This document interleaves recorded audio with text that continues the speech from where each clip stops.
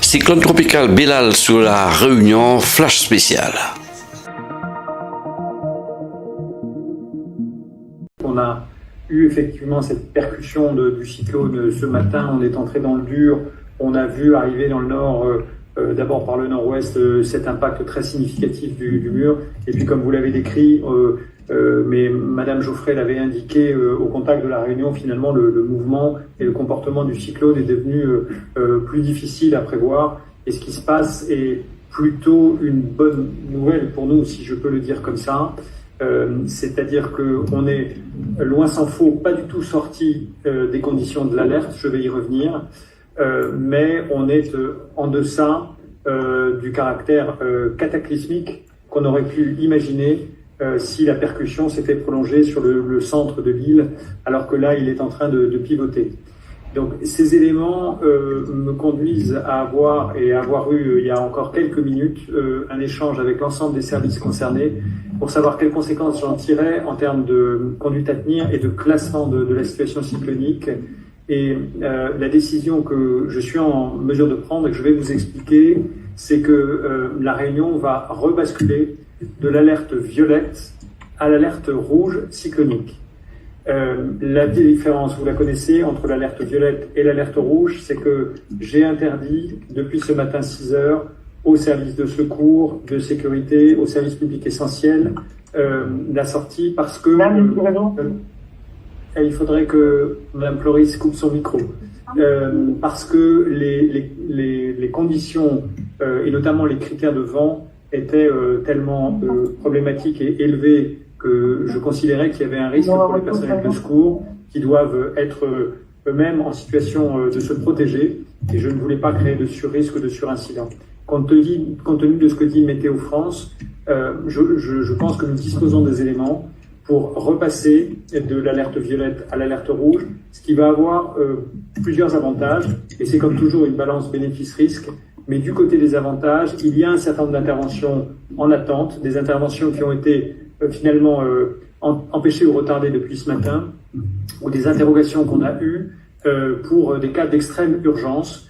Je veux dire parfois des personnes qui pouvaient se trouver dans un domicile non sûr et qui, si les services de secours avaient pu intervenir, auraient été guidés plus facilement. Alors, on n'a pas eu de situation critique, mais on aurait pu en avoir. Et puis, il y avait comme ça quelques cas d'école. Donc, la possibilité, en repassant en rouge, de permettre aux services de secours et d'assistance aux personnes de reprendre la route et d'aller aider les personnes, c'est évidemment une bonne chose. Le deuxième avantage que nous crée cette situation météorologique plus favorable, c'est que les services, notamment gestionnaires des routes, mais police, gendarmerie, pompiers eux-mêmes, vont pouvoir se rendre compte de l'état des infrastructures le plus rapidement possible, à partir de cet après-midi 13h et jusqu'à la tombée de la nuit, et donc de nous donner un retour sur ce que nous ne voyons pas complètement aujourd'hui, et ce qui d'ailleurs va se révéler encore demain et les jours suivants, c'est-à-dire l'étendue des dégâts qui ont eu lieu, qui sont, on en a eu pas mal de retours, importants, récurrents, dispersés sur le territoire,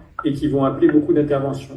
Et donc de ce point de vue-là, le fait de pouvoir faire dans l'après-midi de ce lundi le plus de reconnaissance possible est évidemment un atout pour la sortie de l'alerte rouge. Alors je veux insister sur le fait que le passage de violet en rouge ne change rien pour la population et ça reste une invitation extrêmement ferme à rester confiné dans son domicile, à ne pas en sortir, même si, on l'a constaté nous-mêmes ici à Saint-Denis, et je pense que j'ai entendu sur vos médias beaucoup d'autres s'exprimer, il y a eu cette chose étonnante d'une alternance de fronts venteux et pluvieux très forts, même un peu inquiétants, et puis d'accalmie. Nous restons en alerte rouge, et tant que je ne suis pas en condition de la lever, je demande vraiment aux Réunionnaises et Réunionnais, que je remercie de leur patience et de leur résistance, de rester confinés. Les reconnaissances qui vont avoir lieu vont permettre le plus tôt possible de lever cette alerte rouge et faites-moi confiance, dès qu'on le pourra, on le fera pour ne pas nous infliger 1 heure ou 2 heures ou 3 heures de confinement qui ne serait pas pleinement justifié.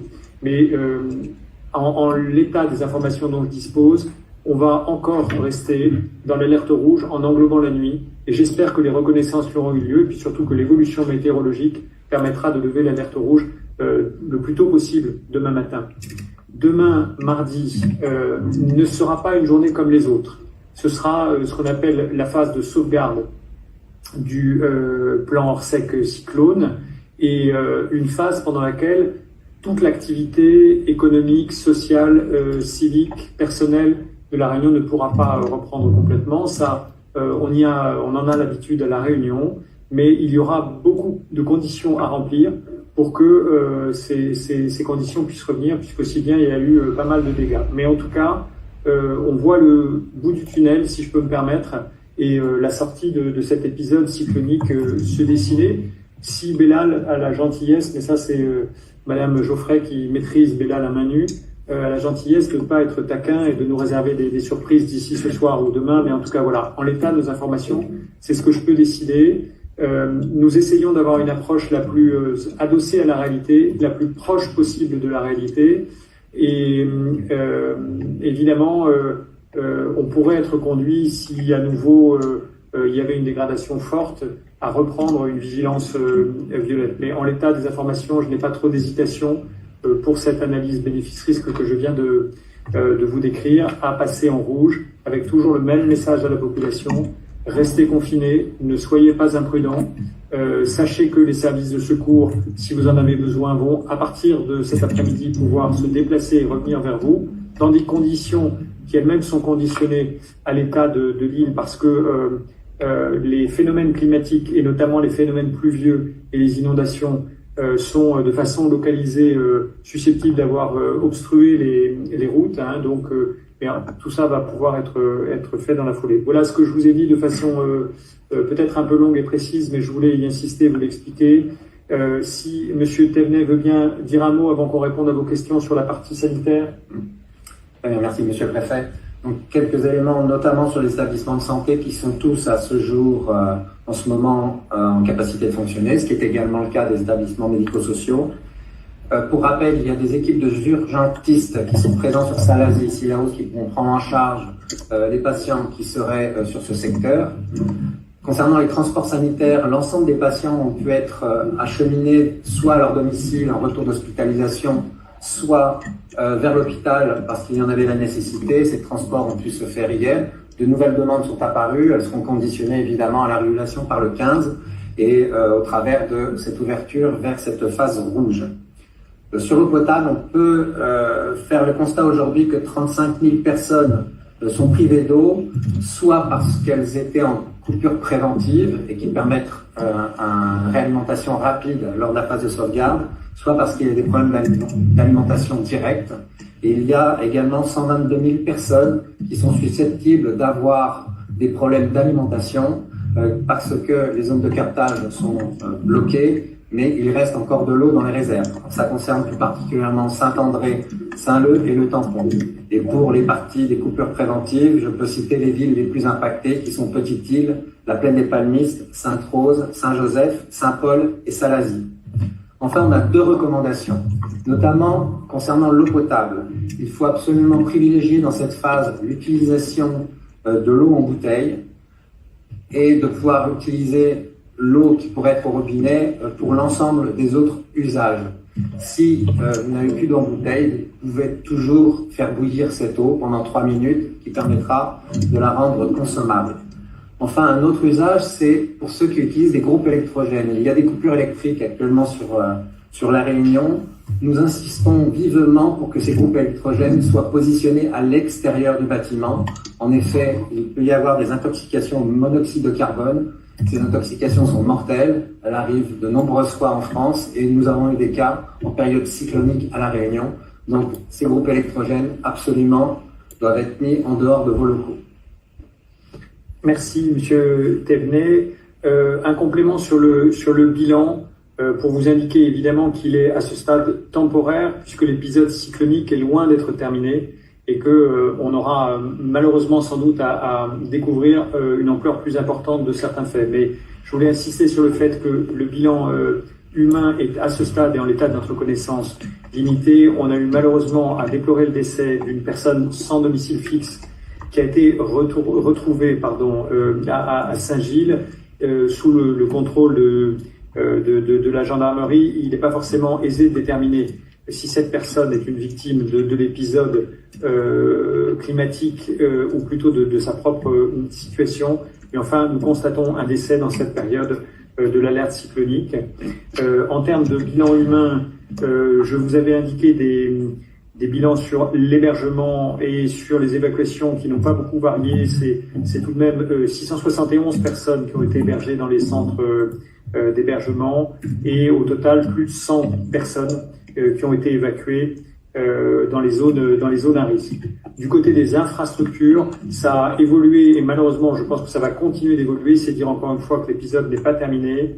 Du côté d'EDF, on a constaté à ce stade des coupures pour 100 000 clients sur 430 000, c'est-à-dire 23% des clients. Du côté de l'eau, des coupures préventives pour 37 000 personnes et un possible impact plus large pour plus de 100 000 personnes.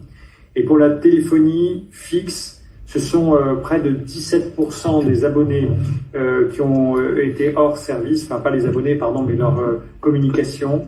Et du côté de la téléphonie mobile, 7% à peu près de points fixes, de relais hors service. Voilà, donc c'est un bilan qui est évidemment à consolider.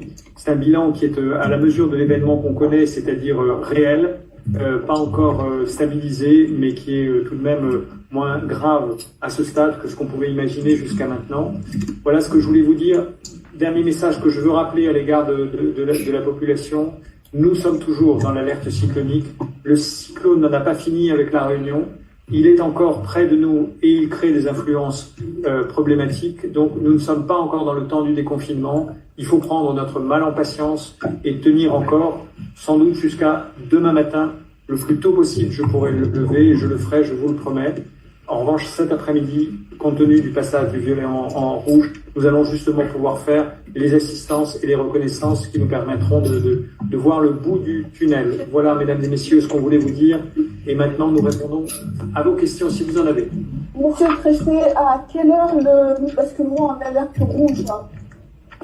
Alors, le basculement d'alerte violette en alerte rouge, je le décide à 13h. Donc, dans maintenant 15 minutes.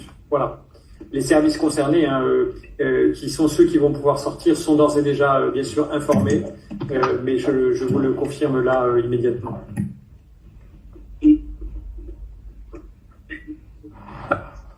N'hésitez pas.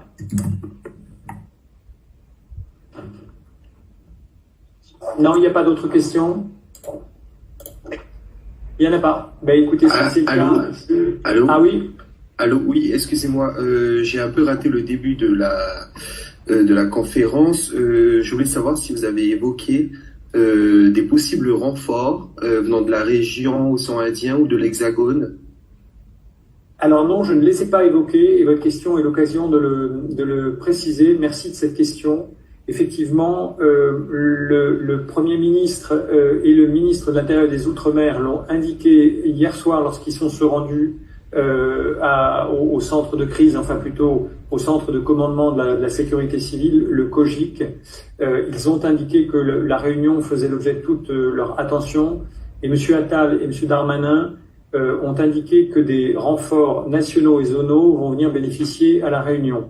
Donc nous allons voir arriver, si tout se confirme, quelques moyens qui vont venir de Mayotte, une trentaine de personnes.